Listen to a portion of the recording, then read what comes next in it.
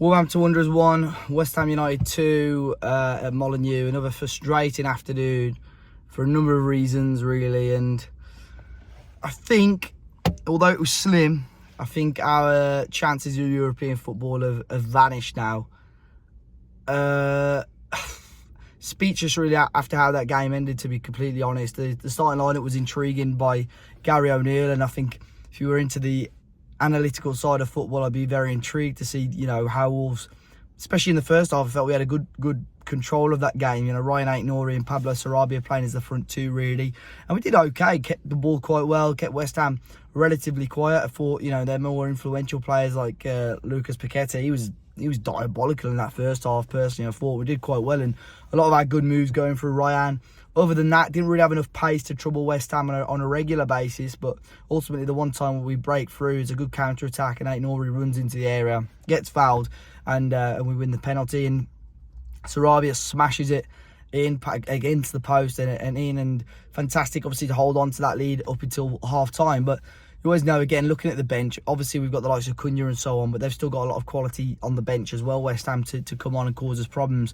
Mikel Antonio is always an intriguing one for me because, he's a player that's always linked with Wolves, and Wolves fans have, turned their nose up at him, previously. But he's come into the squad again today for West Ham and caused us all sorts of problems. I thought, he gave Max Kilman and the lads at the back for Wolves an absolute nightmare today in that second half. But to be honest, I felt, in the second half we didn't deserve to get anything out of the game. We caused our own problems. We caused our own errors and mistakes.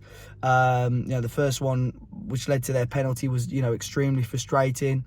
You look at the way that we gave the ball away, and really sloppy, I think, from Cunha to start with.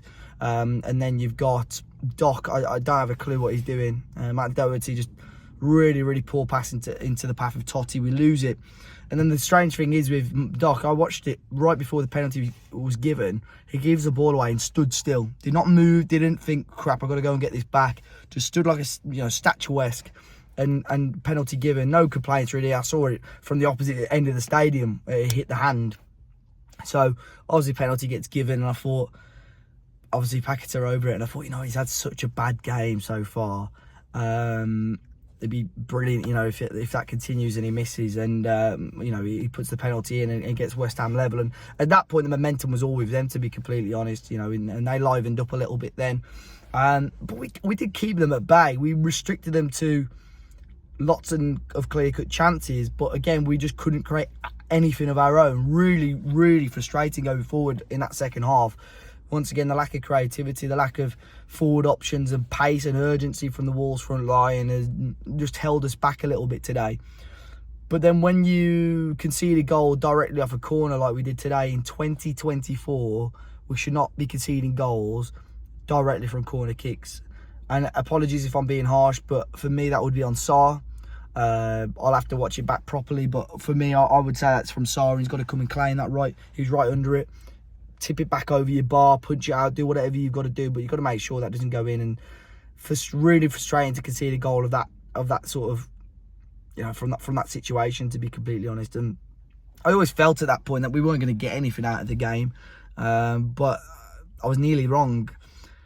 Wolves chucking a lot at it towards the end, still a little bit sloppy at times, but then win that corner. At this point, we've got everybody up for the corner as well. João Gomez on it, which surprised me a little bit, but fantastic ball in. And Max Kilman, brilliant header, back across goal and into the back of the net. Happy days, we've grabbed a point. Really did silence the West Ham fans that were in that away end, given at the beginning that last sort of 10 minutes into stoppage time.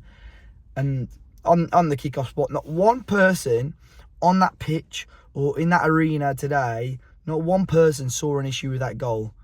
And the fact that it's the 97th, 98th minute, we're celebrating an equaliser there, which could potentially, looking at other results, which could potentially keep potential European hopes alive. And then it goes to VAR to check it. So never in a million years is that a offside, someone obstructing with play for me. I think he's far enough away from the goalkeeper. I think that's just a really, really frustrating decision. And the fact that, you know, the referee's gone over to the monitor to obviously say, you know, a subjective offside. Is he offside or not? And obviously gone and asked the referee, do you think he's interfering with play? And with the way that referee, I think it was Tony Harrington today, the way he officiated that game, it doesn't surprise me. The standard of refereeing in this country at the moment is on its arse. We had Thomas Bramall on Tuesday. Was it Thomas Bramall on Tuesday at Burnley? Awful. Tony Harrington today, I thought was very, very poor as well. Same referee that sent João Gomez off earlier this year at Brentford in the FA Cup. The standard of the refereeing is awful. And there were just certain decisions today that he got completely wrong. But let that not hide the fact that Wolves obviously were extremely poor.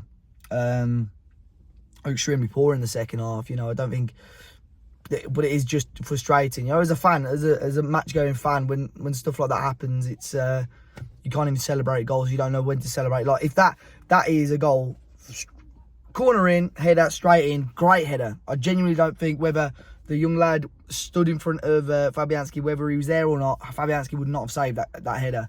So that's the frustrating thing for me.